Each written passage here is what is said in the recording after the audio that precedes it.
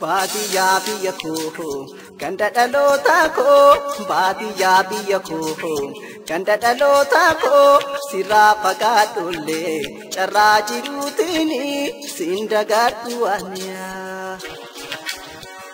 Baadiyyaa biyya koo ganda dhalootaa koo baadiyyaa biyya koo ganda dhalootaa koo sirraa fagaadhullee carraa jiruutiin siin dagadhu aniyaa.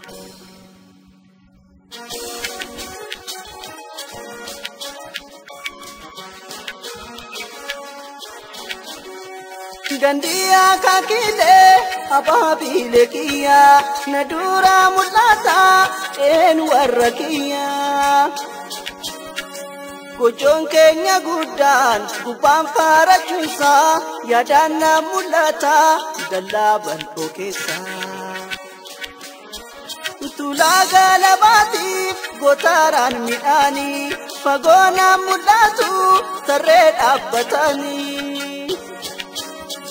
Oirun karamadi asheni masnota ilillin darare nadura mulata badesa kurkuran nadura mulata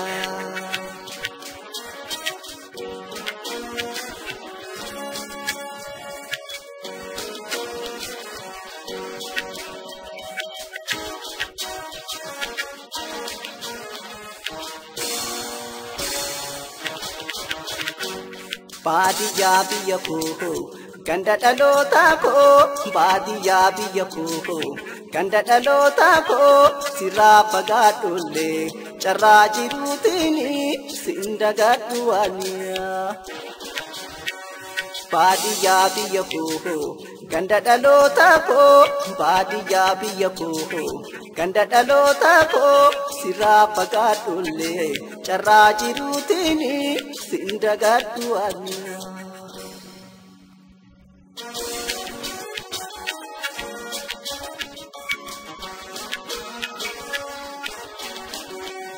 Gasara rafane yeroo loon tiksinu godaan keessa fiigne kurraaqne taphannu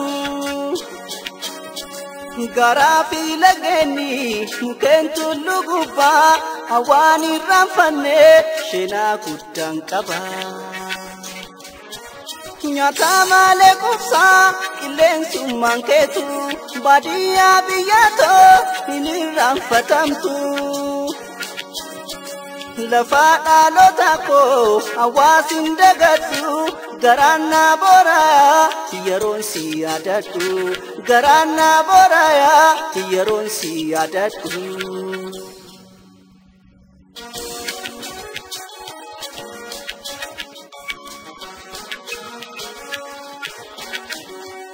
Jiraataan magaalaa hunduu ilmi namaa bu'uurri jalqabaa hundeen baadiyyummaa. Baadiyyaa biyyatoo haadha nama hundaa hin irraanfatamtu sheenaa keetu guddaa. Biyyee handhuraa koo biyyatoo baadiyyaa jireenyi ilma namaa sumarratti hundaayaa.